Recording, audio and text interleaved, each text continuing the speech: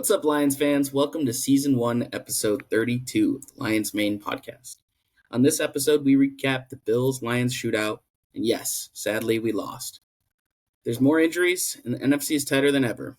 We'll give out our game balls, and we'll talk about what concerns us. As always, thank you for your support.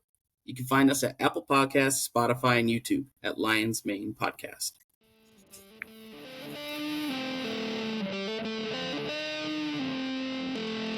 This is the Lions Main Podcast.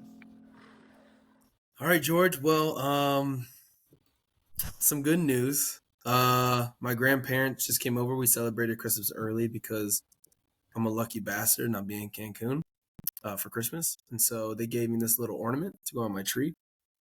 It says my name right there, Caine. Little lions. I think it's supposed to be a lion. Looks a little bit like a teddy bear. But no, some good news. This is I like, as I get older, I start to like shit like this. Like if you got this when you were, like 12 years old, you try shooting it with your BB gun the next day. But now it's just something that I'll probably have on my tree for years. You and I are two different kinds of people. I would have loved that back then even. But anyways, I love a good ornament. That's a great gift. With your name on it? Where they get it customized somewhere? Yeah, and that's the thing you start to appreciate about grandmothers. They get it customized. So they got the year 2024 on the back, and then they got the name, right? So yeah. She actually said she'll listen to this, so she'll appreciate this. She said the ladies she had customized it. She originally had one that said was supposed to say lions on it instead of Caine, but it said loins. And so she went back to the store and looked at all of the Lions merchandise the lady had made for that, and they all said loins on them. So like 200 pieces of like ornaments all say loins. Yeah. Is she just like making them and just not realizing she's just in like a state of just... Hey, she was going hard. She was going hard. That's all I know. I don't know. I think she was just in a state of, going hard. Production numbers need to be met, so doing what you got to do. Luckily, you can probably fix it. Give it a little blue, then redo it. Right. Not too tough. No, but so recapping the Bills and Lions, which you said in the beginning, for our listeners, we actually went out to McShane's down in Corktown. We had a few people come out. Jim was a man of his word, bought a few people drinks. Awesome environment to be in. For our listeners who don't know, I currently am. I'm a Michigan, Oakland County native. I was gonna say Detroit native and cap right there. Oakland County native, but in the military, so I'm out in Las Vegas. But I came home for this game. I wanted to celebrate with my brothers in arms. And McShane's did not disappoint. It was awesome, great experience. But sad outcome. George, what was your experience like at McShane's? Well, to be honest, I was having a pretty good time for the most part. We were all drinking. I mean, the game didn't go great, and by the end, I was like, I don't know. I was pretty emotional, obviously. I was sad. I ended up busting my hand that night. It's hard to tell that it's swollen, but you can see that bruise. You see a bruise on my palm? Yeah. What in the world? My knuckles are fat. But anyways, yeah, no, I ended up having a good... Huh? Fat knuckles, that's new? Fat knuckles. Hey, I think it's I must have done it once Monty got hurt. I said, I'll just smash my knuckles into the table and be upset. But quick shout out to the Hurt King, but we'll get into that. Yeah, I don't know. The game sucked in the end. There was a little bit of hope with it all, which is what hurts probably the most. But at the end of the day, I was really hurt, especially the next day. The next day, woke up late for work. Woke up at like 10 and hands busted. Quickly get ready for work. Hungover as all hell. Just like thinking about, oh no, the game. You made a fool of yourself probably at McShane's. Sitting at work. Thank God I had meetings for like 3 hours back to back to back. I mean, not thank God. That was horrible. But thank God I didn't have to see like the coworkers and everything because I was just down. I was like thinking, I got a tough week. I do have a tough week this week. It's busy as all hell. But, I think what I've like been able to take away now is we did put up 42 points on those bastards. Yeah. Hey, that's something special, especially with how little bit of rushing yards we had. So just to Yeah. dip my No, that toe into that. that is something special. And I mean, the Lions have had no shortage of just dumping, massive amounts of points on teams this year. I mean, I think we lead the league. Holy hell! Yeah, I stutter sometimes. I got a little speech thing, so you guys know. Anyways, and total amount of points scored. So I mean, we fit the bill. We produced what we thought we would on offense. I mean, when we were giving our score predictions, I think you and Jim were giving some pretty high score totals. And then at McShane's before the game, all of us were saying like 42-41, 38-35. And so I think it lived up to the hype. One of those things that's sick, right? Like you said, 42 on a good team, on a team that we could potentially see in February.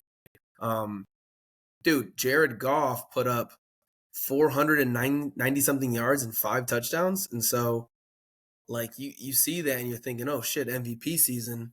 But stop. Let me stop you there because no, I mean it wasn't a great outcome, and we suffered in other parts of our offense, like our run game. Um, yeah, man, just overall disappointing. So I feel your total sentiment there. Yeah. I mean, he played his ass off too. That's what sucks. 494 yards. That's nuts. He almost hit 500 yards, and we lost. Yeah, I mean, Jared Goff is the only quarterback in history to have 5 touchdowns in a 400 plus game. Not even almost 500 plus, like 490 plus, 400-yard plus game to lose. and also have a 5 interception game and win that. Win what the? It's just like so. The fluctuations don't make any sense, but I think that goes to show you this is a team.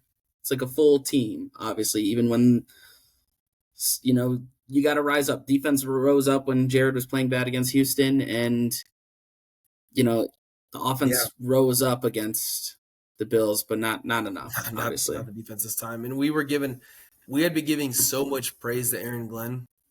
And this isn't an Aaron Glenn issue. This is and we'll break down exactly how many injuries we have and like the new additions to that list. But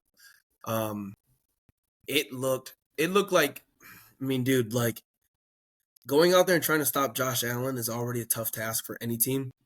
In the last 4 weeks, I think the Bills have scored over 40, 4 or 3 consecutive weeks. So it's an extremely tall task. But when you put I say B and C team members in, and we're talking about the NFL here, so those guys are phenomenal, world-class athletes. But when you're putting your backups and backups and dudes that were on the street 2 weeks ago against the most dynamic player in all of the NFL, you can't expect for them to score any less than 42.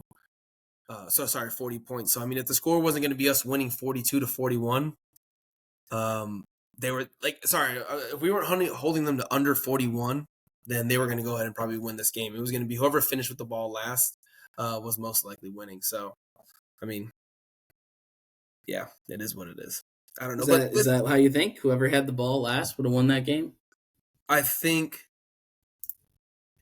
once we got stopped on those first 2 drives, so that was extremely disappointing, and I don't know exactly when Monty got hurt because he came out of the game, for about a quarter and a half and then went back in. But those first 2 drives and watching, Monty get stuffed essentially at the line of scrimmage, the 3 times he touched the ball, were very vindicative of how this game was actually going to go. So he gets stuffed 3 and out, they come down and score, 3 and out again, they come down and score. Once we were down 14-0, it was like, all right, God forbid if we can get back in this game. We've dug such a hole that whoever finishes with the ball last is going to win the game. So that's kind of the logic that I had. And God forbid Aaron Glenn has drawn up some masterclass performances, but if you look at quite a few games this year, think like Packers, think even like the Texans and whatnot, some of those game-winning field goals, whatever team finished with the ball last, they're winning. And so a testament to our offense getting in position and holding it, going for some crucial 4th downs. But that's just saying that, like, if our defense is left on the field last, the odds that we win that game are very close to 0. So that's kind of how I'm feeling. What are your thoughts on that? I don't necessarily disagree. It's hard to argue with that. Defense seems like it's paper thin right now, but I don't know. I'm optimistic about the whole Yeah. thing, especially after today, because I gave it some time to look back over the stats, look at things, get a little, listen to what Dan Campbell said. I think everybody's hearing that today. What did As we he say? record What did he this. say? What stuck out to you? Well, he was on 97 won the ticket, and he said, "You get used to eating filet. I'm talking all of us. Everything's good. Life's good. But you forget what it's like when you had nothing and you ate fucking moldy bread. And it was fine. And it gave you everything you needed. Sometimes you got to get punched in the mouth." I mean, Dan Campbell's always going to bring the heat in his way of doing so. I mean that's true, man. And I think that's kind of my question is, we were all talking in our group message, and I was going crazy. I was finding my guys, the scapegoat I go to. No player on that the single player on that defense was at fault. No player, right? But we were all looking for our scapegoats, and by the end of the game, we all just felt like so depressed. What does it say about us as fans that we can have 12 wins, get our second loss in the season, and we're all kind of like doom and gloom? Like, dude, we got used to eating our filet sandwiches. And now the fact that we lose to a phenomenal team, a top 4 team in the NFL, we're all, I don't know, season's looking like it might be over. Like that was the vibe that I was getting from some of these Lions fans. Right. And that's the same old Lions fans are kind of coming out of the woodwork. Have you seen that? All of a sudden they're like, you're corny if you still have hope and shit like that. It's like, no, it's like that's not how this works. Obviously, there's injuries. We could create a whole new defense with how many defensive injuries? A good one too. A good fucking defense. A great one, yeah. And but that matters. Obviously, we aren't naive. But at the same time, those players aren't thinking that. Are you shitting me? Brian Branch, Kirby Joseph, Jack Campbell, Za'Darius Smith. You think they give a damn? I mean, they're bummed their teammates are hurt and everything, but these, we put these pillars in our, on our team. There's these pillars on our team, and yeah, some of them have fallen, but that's how all teams are. Look at the Bucks; they lost a whole bunch of their great guys. That's true. That's true. And I don't know, it's you try telling a player that, and this is good. Dan Campbell said it today in that interview. This is a good opportunity for a lot of players, and I actually get a little bit frustrated when. And in a sense, it's kind of true because some of these guys aren't playing football and then they get signed to the team. A lot of these guys are on other teams. And so when people are like, they're signing people off the street, I get they're saying that a little jokingly. But if they're actually thinking that, oh, we're signing guys off the street, we're fucked. It's like, yeah. It's like, yeah. Tell that to those players. These guys were studs in college. They're best players. I mean, obviously it's different, but they're not thinking that way. They were the coolest and best football player at one point somewhere in their life, and now they're on the Detroit Lions, who are 12-2. Right. Sheesh, man, that's a good place to be, man. With 2 coaches, 2 coordinators that could be head coaches next year. So we have all these things set up in order to to sustain, and there's guys coming back. You want a little bit of hope? There's some guys coming back. You're right.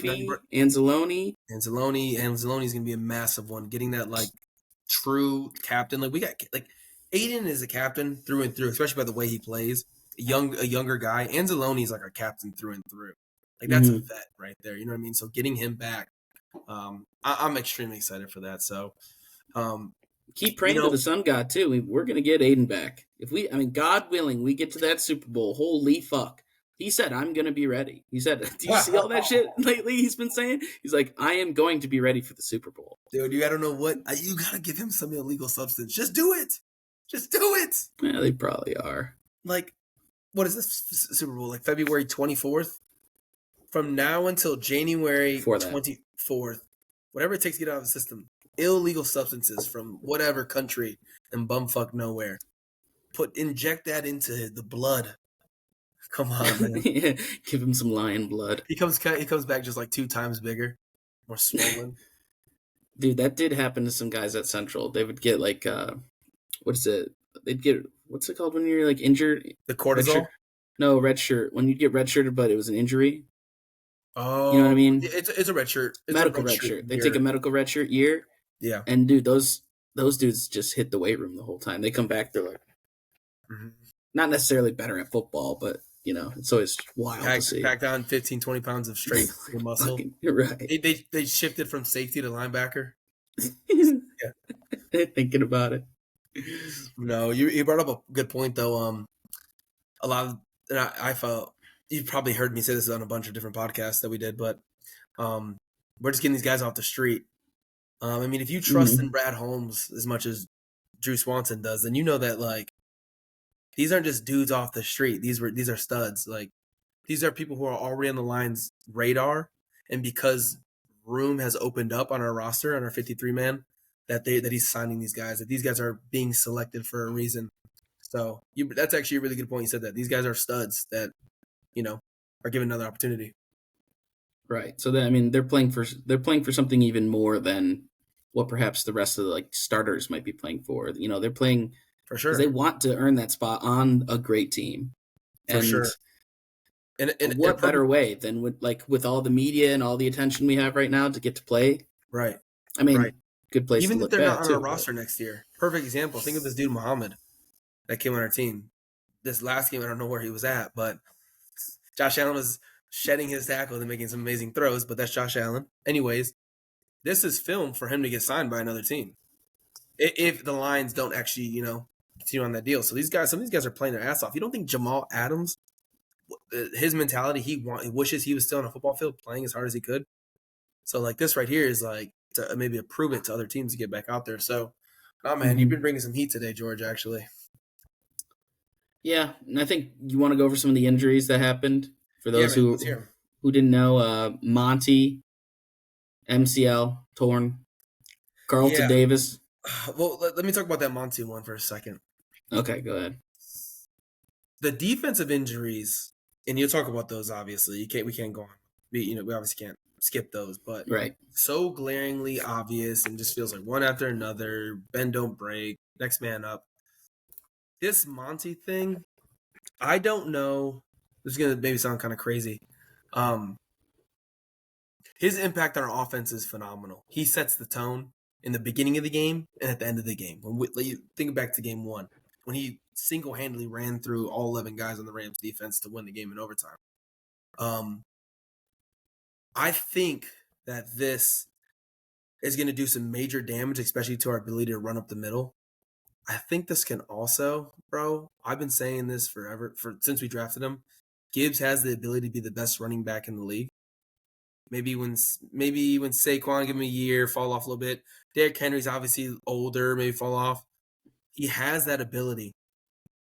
There's some little bit of maturity in the way he runs, trying to bounce it out a little bit too much. Maybe just follow, this could be one of those moments where he steps up and like obviously has to fully take those reins and like show him like, bro, he's better than Josh Jacobs and the rest of these other dudes. I hate it. I hate the injury. And so I'm not like trying to gloss over that. Monty is phenomenal. He's truly one of those heartbeats. Nobody runs harder than him in the league. Like he's smaller than Derrick Henry and he runs just as hard. So I'm just interested to see what Craig Reynolds' role is going to be in Gibbs, man. I know I just said a lot right there, but what are your thoughts on Monty's injury? Similar to you, it's kind of always like a temperature test. Like as soon as like we give him the ball, see how he did. It's like, is it going to work? Is he going to work on these guys? And obviously it's football; it doesn't always work right away or hit immediate. But that first drive, you see like little flashes of Monty. I mean, I think they started with Monty usually most. Yeah, of the he sets I the could tone. Be wrong. He sets the tone. So it kind of like we're not going to have that now. Mm-hmm. So like, and there were times where Monty would do better than Gibbs, or Gibbs would do better than Monty, just depending on the way. Right, the matchup, right. The matchup, correct. And I don't know, Gibbs is he's Sonic, bro. He's the main character. He's the hero we need. He's the hero we need. And I think no better person to be running as fast as he is in a time where we need our offense to just outrace everybody else's offense in a moment. Like obviously I'm not giving completely up on our defense like that. Don't get me wrong, but like this is a moment where our offense needs to like truly take control and be those guys. And they kind of were this game. Like They were, yeah, in a the way. Bills But aren't we were playing from bad. behind. We were playing from behind, though. Right. Set that tone early, own the game. Right. So I get your sentiment. But moving on with injuries, Carlton Davis broke his jaw. Is this Kendall or Kindle? Kindle Vildor, like revenge season or what? Revenge postseason? Revenge postseason. He already played against the Colts. Yeah, fuck, and he was horrible. He was fucking horrible. Oh my God. Against the Colts. Oh dear. The least accurate quarterback in the last 20 years, and he was pretty shitty against. Right. I mean, I'm not gonna shit on Vildor. That's not gonna help his mentality. Right. Go out there and play as hard as you can, buddy. Buddy's rude. That's not. I didn't even mean it like that. Do as well as you can. I pray to fucking God, because if I was good enough to play cornerback, you bet I would put my life on the line. Are you kidding me? That's another thing that, like, not that these players got to understand. Like, they're like, if these fans could strap up and play, oh my God, would they ever? Would they ever? They would be horrible. They would be horrible, but they would be. You see a lot of beer guts out there, suited up in the pads on kickoff and kick return. It'd be hilarious. It'd be funny. God. And then Dorsey broke his leg. That was a gruesome one. I rewatched that on Twitter. Like, ugh. But you know it's horrible when both benches clear and they're on the field. You know it's when you got 50 people standing around a player. You're like, all right, this is like career threatening or like life threatening, which is always horrible. And I hope that he gets healthy soon and that he's in the right place. But another depth position at especially corner that we didn't need. Right. So yeah, not good. And this is another horrible one. Aleem McNeil tore his ACL. And he was stepping up. I mean, he didn't do great this game, but he was as a player. And over the past couple games, he stepped up into that role because even in the beginning of the season, we were saying, oh, it's a prove it year. Jim was like, he's already proved it. Then he got the contract. It was like, okay, sweet. Then he became that guy for the next couple games after that. Right. And here we are. No, I mean, I don't know. It just sucks. Yeah. It's like the worst thing ever. But yeah, I think that's the worst one. I think, obviously the Monty one is like heart shattering because you're like, you never thought that would actually be a thing. He's the toughest guy in the world. But Aleem McNeil, that's the biggest loss this week to our team. This week, just the week alone. Sorry, he's obviously less of a loss than Aiden Hutchinson. But anyways, I'm rambling too much. He bro, with Aiden out, I was saying to you guys, I was like, I can see the impact Aleem makes, but Aiden was so much more he's on the outside. He's doing the one-on-ones. He's doing the crazy cool sack. So you just saw the impact immediately. He's sprinting immediately. Doing that. Right. Throwing the tackle to the ground. Waluigi. What the hell? Right. Long ass arms and shit. Anyways, with him out, I was like, all right, I will actually now in the game spend more time watching, Aleem McNeil and seeing like what is his true impact. And over the last few games, obviously excluding until he got hurt, phenomenal impact. The way him and Reader have been able to push the line back and pull out sacks, tackles for losses, and just disrupt offenses was absolutely phenomenal. And as Jim said, he truly did earn a top 5 defensive tackle in the league, like a salary for that. And so the fact that we lost in this game is like, that's one of those things that takes the wind out of you. Mm-hmm. What more do we need? I don't know. I just don't understand. Like, I mean, each year players get hurt. It's always happened. Yeah. But like, why this year does it feel like all of them, not all of them, but a lot of them, most of them are like season-ending injuries? What the hell? Monty got hurt like last year. He it was whatever, and he was out for 2 games or whatever it was. Right. He came back, explosive, amazing. Season was pretty good from then on. Right. Tore his MCL, really? Aleem tears his ACL. I don't know. Is that strength and conditioning? Like, are truly Lions players? This is gonna sound crazy. Playing harder like more aggressive, and it's that's what's causing the injuries. Like, dude, like think of even like Anzalone and Hutchinson's injuries. They broke their respective like wrist and ankle or lower leg on their own players. Like two players are flying towards the ball and they hit each other. Is that just is the grit I don't mentality know. killing our players? I don't know. That's an interesting point. I think it's kind of going through everybody's mind right now. They're like, what are we doing wrong? Is that like I thought we were being credited like a year or two ago for the way we went about our strength and conditioning and preparing our bodies and all that. Like that was something that was praised, that Dan Campbell was praised for.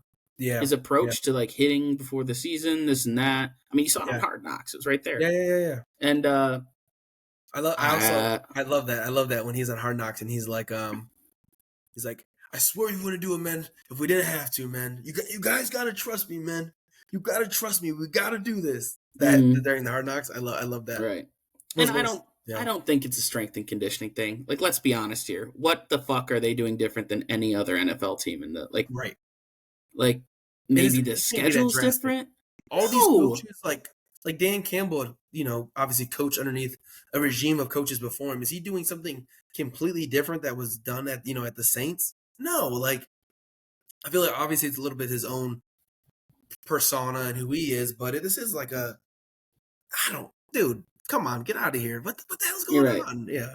It just I'm not going to read too much into it. If they think there's issues, like there's something glaring or I think the Lions are a good enough organization to notice something like that. But I think they've put together pretty good staff in general. Yeah. Can't speak for everybody that works there, but right. I think in general they have a pretty good staff. So I'd like to think that the strength and conditioning people are reflective of that, and they were usually pretty nice. I thought, like in my experience, they were always like, I couldn't really differentiate them from anybody else. Yeah, no, they're probably fine. I just know that one of our guys who's a normal on this podcast, Jim, said that we need to go ahead and take a look at our strength and conditioning at the end of the season. Maybe valid. Obviously we can't speak to it very well, but there's obviously something going on. So maybe it's that grit mentality. Maybe it's not. How about we go ahead and give out our game balls? So I can go first. Mine's a little obvious, and only player ever, 5 touchdowns, 490 yards, Jared Goff. He had it was before the game we were saying, all right, whoever wins this one, this is the MVP game. Josh Allen had a phenomenal game, and what he did on third down, every third down to us, ridiculous. And that's what separates him from, probably Lamar Jackson this year and other guys. But Jared Goff went crazy. A quarterback this year hasn't had that good of a game, passing wise. Not even your boy Joe Burrow. And he's out there leading the league in yards. Your boy. All of our boys. I mean, he's a good ass quarterback. Anyways. I like him. I like him too, yeah. That's why I said that. I like him. Our guy. Anyways, yeah, no, he had a phenomenal game, and the numbers speak for themselves. I mean, Amon-Ra St. Brown had 193 yards and a touchdown, 193, bro. If receivers are doing that, their quarterback's getting them the ball and spreading that thing around. So, great game. It just sucks, dude. Welcome to history, Goff. You lost it. Right. Yeah. No, that's a great game ball. Amon-Ra went off too, like as a result of that. Went stupid. And I don't know. Goff, I thought, better quarterback than Josh Allen. I'll say it, statistically wise. Pure passer, yeah. But anyways, I'm just goofing. But no, I do love Goff. He's amazing. I think he's proved it right then and there. I mean, it sucks that we lost, though. Fuck. Yeah. But what would we be? Oh, the narrative would be so great. All of a sudden, he is like the true. Like people are truly now considering him as an MVP candidate rather than he's been like trailing 3rd and 4th, 5th. Right. Like had we won 49-48, we had one more touchdown in there. What would the narrative be? You know what I mean? Like, right. That would be beautiful. It'd be beautiful to hear. One of the guys that Goff threw touchdown Sue. Kind game of ball. Yeah. What do you guys say about that? Game ball over here. Skipper gets the game ball. Big man gets a touchdown? You shit me? That's the tallest player in the league. Dude, the last time when I was at the Green Bay game, and I'm sitting there and I'm like looking at the players, I'm like the cornerbacks, I'm like, wow, they are a lot smaller than I realized. Yeah. Because they seem just big. You just think they're all fucking huge. And like Amon-Ra looked tiny. The linemen look fucking humongous. You're like, holy shit. They're like almost as tall as me, and I'm up in these fucking stands. And then you look at, dude, Dan Skipper. He's taller than everyone out there. He's literally like just like a head above everybody, and he's a giant fuck. A good one to have on the team though. I think he is the tallest player in the league. He's like 6'11". 6'11"? Dude, he's something great. Am I crazy for the saying 6'11"? I might be crazy. That might be. Let's see real quick. You looking it up? Dan Skipper, dude, he's 6'10". 6'10". Okay, so he's almost fucking 7 feet tall. He's taller than LeBron. Did you see that guy trying to tackle him? I'm surprised they didn't make a business decision. That big dude, he's standing at like the 2 and he's 7 feet tall. Why are you trying to tackle him? Chop him down and he could fall in the end zone. Right, you'd have to like RKO him and pull him back into the. Yeah. And good luck. Good luck. He's probably gonna yank you back. No, what do you? So what do you think about that play call? Skipper, it's only a Skipper getting the ball. I mean, only a Skipper thing. Like if Decker was in, do you think they would have threw it to him? They have thrown some. No, but that one's for that. Skipper. Skipper knows Skipper. After the I didn't report thing, he's getting all the tutties. And he's earned it too. Like he's a backup that's like never been a problem. You know, he's never been the problem on offense.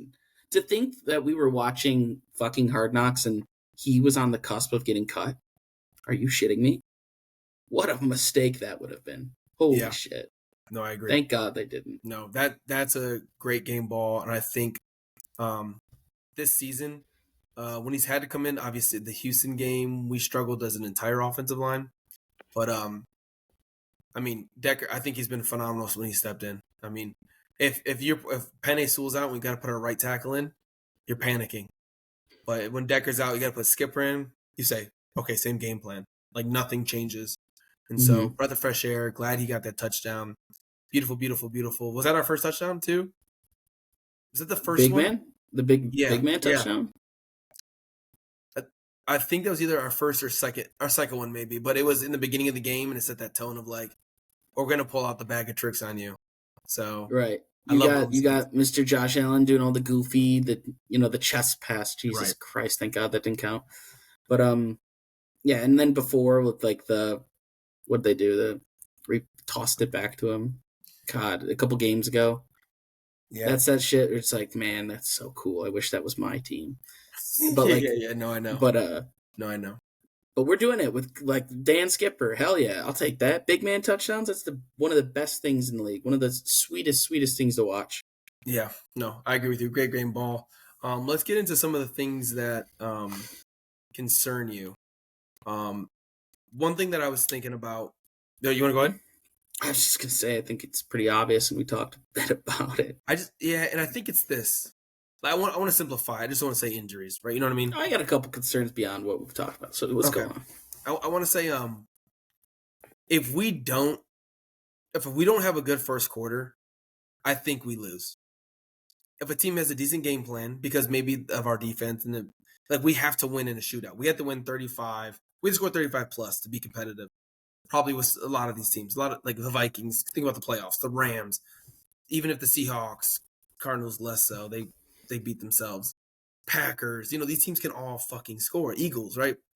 So if we go out there and we get two, like you see, 3 and outs or an interception, something early on that stalls us, and the team gets out on a lead on us, it's hard to see us winning that game. It seems a little obvious, but I think I just want to simplify it too. If we don't score a touchdown in one of our first 2 drives, our odds of losing the game go from like 10% to like 60%. Right. And it's because we need to, like, we should be scoring. Like the offense is so good, and like that's kind of how it felt in the beginning too. We felt like we'd score right away. I was like, yes. Yeah. But then then when it doesn't, you're like, okay, let's just hope that they don't score this time. And then they come out and do it easy, like butter. That makes you sick. It makes you sick. You're really starting to worry. You're like, they already have points, and like, it's the worst fucking feeling. Right. But no, you're right. You got to start off, especially with our defense. There's Like no it, reason. to me, it doesn't feel like kind of what we saw in the Texans game of like, oh, hey, we can turn this around in the second half. And the defense went crazy, stepped up in the second half, right? Now with the way our defense looks, if we go down 21-7 at half, I'm not thinking we'll get them in the second half. We might score, buddy. They're going to score too. So that's what concerns me. And I mean, the other guys can't join me right now on the podcast, but I think that they'll obviously comment when we post this on the socials. Jim and Drew love to give their opinions though. But and fans, I mean, when we post this segment, you guys go ahead and feel free to comment on the socials as well if you guys agree with me or not. So that's what I'm concerned about.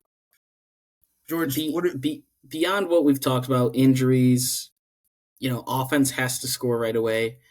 I'm not going to sit here and bitch about any of the coaches. I feel like Aaron Glenn's doing okay with what he's had. We were all glazing him mid-season. He hadn't had a touchdown scored on him in like however six quarters or something. something like ridiculous. A full game and a half. Yeah. Not worried about him. Ben Johnson, I'd be stupid to be worried about him. People are concerned about Dan Campbell. I think what I'm most concerned about is the fans and just the mindset of this suddenly like all hope is lost. Like even if we did, like that type of shit is like that's what concerns me because you gotta when you're at those games you gotta be loud. You like gotta be going crazy. The players do feed off that, and like they see the media. I mean, even if they try to keep away from it, it's still there. It's still in their face. A lot of them live in the metro area.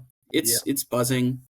People are foaming at the mouth for even the thought of the playoffs and the Super Bowl and all that. I mean, we clinched a playoff spot, so we're there. We're in that. We're there. We want to win the North. It's going to be tough.